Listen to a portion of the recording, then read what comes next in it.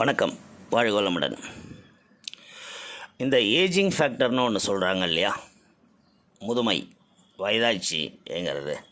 அது எப்போ நம்ம சொல்ல ஆரம்பிப்போம்னா, எப்போ நம்ம புதுசாக புது விஷயங்களை கற்றுக்கிறது எப்போ நம்மளுக்கு குறையுதோ அப்போ தான் அந்த ஏஜிங் ஃபேக்டருங்கிறது நம்மளை தாக்க ஆரம்பிக்கும்.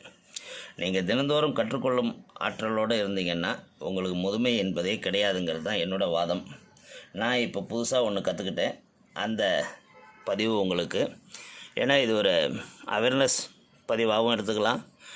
புது விஷயங்களை நீங்கள் கற்றுக்கணுங்கிற காரணத்துக்கு நான் ஒரு துண்டுகோலாக இருக்கலாம்ங்கிறதுனாலையும் இருக்கலாம். ஓகே, இப்போ நம்ம எதை பற்றி பேச போகிறோம்னா, இந்த மொபைலில் நம்ம ஒரு சிம்மு போடுறோம் இல்லையா. இப்போ ஸ்மார்ட் வாட்சுன்னு சொல்கிற வாட்சில் கூட சிம் வந்துடுச்சு. அந்த மாதிரி சிம்முன்னு சொல்கிறது இப்போ சின்ன குழந்தைக்கு கூட தெரியும். குறவன் கூட கையில் மொபைல் வச்சுருக்கிறான், ஆண்ட்ராய்டு வச்சுருக்கிறான், சிம் வச்சுருக்கிறான். சரி, ஓகே, பழங்குடி மக்களும் முன்னுக்கு வந்துட்டாங்க. அப்படி இருக்கும்போது அந்த சிம்மை பற்றி நம்மளுக்கு பெருசாக என்ன தெரியும்னு பார்த்தோம்னா ரொம்ப கம்மி.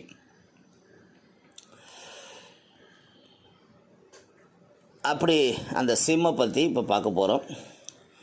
மனிதர்கள் நெருக்கடியிலிருந்து தப்பிப்பதற்கு மொபைல் ஃபோனை சுவிட்ச் ஆஃப் செய்வதே போதுமானதாக இருக்கிறது. இன்னொரு ட்விட்டர் மொழி வந்துடுச்சு. ஏன்னா பழமொழி இல்லை, இப்போல்லாம் ட்விட்டர் மொழி. பிரியமானவர்கள் உடனடி தொடர்பு கொள்ளவும், பிடிக்காதவர்களிடமிருந்து விலகி இருக்கவும் தற்போதெல்லாம் கையில் இருக்கும் ஸ்மார்ட் ஃபோனே நமக்கு போதுமானதாக இருக்கிறது. ஃபோனில் வரும் சில அழைப்புகளை நம்ம மகிழ்ச்சியுற செய்யும், சில அழைப்புகள் ஆத்திரமூட்டும், சில அழைப்புகள் அன்பை பரிமாறும், சில அழைப்புகள் பயத்தை உண்டாக்கும். இப்படி இத்தனை விதமான உணர்ச்சிகளை செல்ஃபோனுக்குள் இருந்து நமக்கு கடத்தும் சிம் கார்டுகள் எப்படி இயங்குகின்றன தெரியுமா? சப்ஸ்கிரைபர் ஐடென்டிஃபிகேஷன் மாடுவல்ங்கிறது தான் இந்த சிம். SIM, சப்ஸ்கிரைபர் ஐடென்டிஃபிகேஷன் மாடுவல் என்பதன் சுருக்கம் தான் இந்த சிம். சந்தாதார அடையாள தொகுதிக்கூறு என இது தமிழ்படுத்தலாம். தற்போது மினி, மைக்ரோ, நானோ என்றெல்லாம் பல சைஸ்களில் மொபைல் ஃபோனில் உள்ள சிம் கார்டுகள் ஸ்லாட்டு, அந்த சிம் கார்டு ஸ்லாட்டுன்னு சொல்லுவாங்க, அதுக்கு ஏற்ப சிம் கார்டுகள் பயன்படுத்தப்படுகின்றன.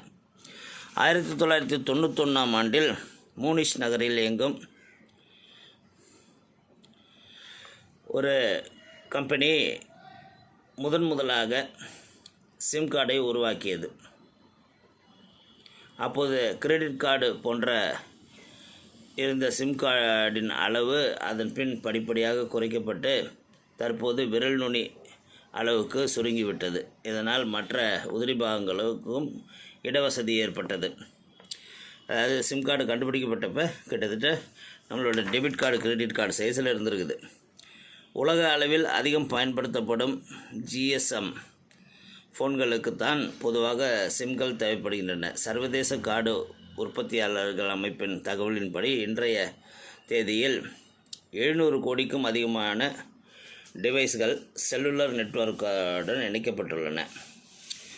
2016ஆம் ஆண்டில் மட்டும் சுமார் 540 கோடி சிம்கள் உற்பத்தி செய்யப்பட்டிருக்கின்றன.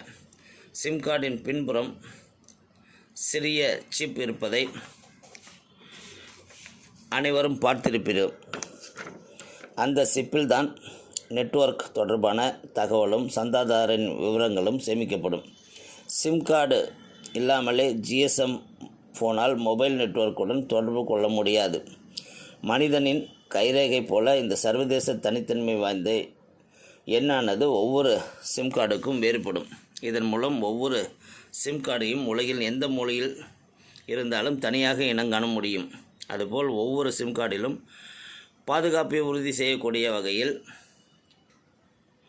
அத்தன்டிஃபிகேஷன் கீ, கார்டு லாக்னு அது ஒரு சிஸ்டம் இருக்கும். அதை அன்லாக் செய்யக்கூடிய PUK எண் போன்ற விவரங்கள் இருக்கும். இவை தவிர்த்து உள்ளூர் நெட்வொர்க் பற்றிய தற்காலிக தகவல், குறுஞ்செய்திகள் மற்றும் தொடர்பு எண்களை கூட சேமித்து கொள்ளும் வகையில் தற்போது சிம் கார்டுகள் கிடைக்கின்றன. சிம் கார்டை மொபைல் ஃபோனில் செலுத்தியதும் அதில் உள்ள சர்வதேச தனித்தன்மை வாய்ந்த எண்ணையும் IMSIன்னு சொல்கிறாங்க, அத்தன்டிகேஷன் கீயையும் மொபைல் ஃபோன் நெட்வொர்க்கை அக்சஸ் செய்வதற்காக அருகே உள்ள டவருக்கு ரெக்வஸ்ட் ஒன்றை அனுப்பும். இரண்டையும் நெட்வொர்க் பரிசோதித்து என்கிரிப்ட் செய்யப்பட்ட தகவல் சிம் கார்டுக்கு சரிபார்க்க அனுப்பும். அந்த தகவல்கள் சிம் கார்டு சரியாக டீக்ரிப்ட் செய்த பின்னர் தான் நெட்வொர்க்கிடமிருந்து வயர்லெஸ் சிக்னல் கிடைக்கும். பொதுவாக புதிதாக சிம் கார்டை மொபைல் ஃபோனில் செலுத்தியதும் சிக்னல் கிடைக்க சிறிது தாமதமாகிறது. இந்த காரணத்தால் தான் சிக்னல் கிடைக்கும்போது கொஞ்சம் காத்திருக்கணும். ஒரு மொபைலிருந்து மற்றொரு மொபைலுக்கு மாற்றும் போதும் இதே வேலை தான் நடைபெறுகிறது. அதாவது எம்பெடட் சிம் என்றழைக்கப்படும் சிம் தான் எதிர்காலத்தில் அதிகம் பயன்படுத்தப்படும் என நம்பப்படுகிறது. டிவைஸ்களில் பொருத்தப்பட்டு வரும் இதை சிம் கார்டை போல மாற்ற முடியாது. ஆனால் மொபைல் மேலும் எளிதாக மாற இந்த முறை உதவும் என கருதப்படுகிறது. அதாவது எம்பெடட் சிம் ஆல்ரெடி சிம்னு சொல்கிறாங்க, அது மொபைல்லையே சேர்ந்தே வந்துடுங்கிறாங்க. கம்மி விலைக்கு ஏன் சில நேரத்தில் இலவசமாக கிடைக்கப்பெற இந்த சிம் கார்டுக்கு பின்னாடி இவ்வளோ தகவல் இருக்குதாங்கிறது நம்ம இன்றைக்கி கற்றுக்கிட்ட புது விஷயமா இருந்தாலும் இதில் குறிப்பாக ஒரு சில வரிகள் எனக்கு பிடிச்சிது. நமக்கு பிடித்தவர்களிடம் பேசுவதற்கு இந்த சிம் உதவுது. பிடிக்காதவர்கள்ட்டேருந்து தொடர்பை கட் பண்ணிக்கிறதுக்கும் பிளாக்ங்கிற ஒரு சிஸ்டம் இருக்குது. அதனால் காலை பிளாக் பண்ணிக்கிறோம். தேவைப்படுறவங்கள்ட்ட மட்டும் பேசுகிறோம், தேவைப்படும் போது மட்டும் பேசுகிறோம்ங்கிறது எவ்வளோ பெரிய வரம் பாருங்கள்.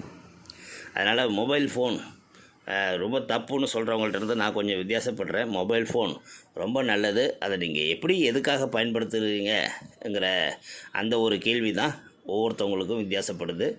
அந்த விதத்தில் நான் ரொம்ப நல்ல விஷயங்களை மொபைல் ஃபோன் மூலியமாக தான் தெரிஞ்சுக்கிறேன், படிக்கிறேன்.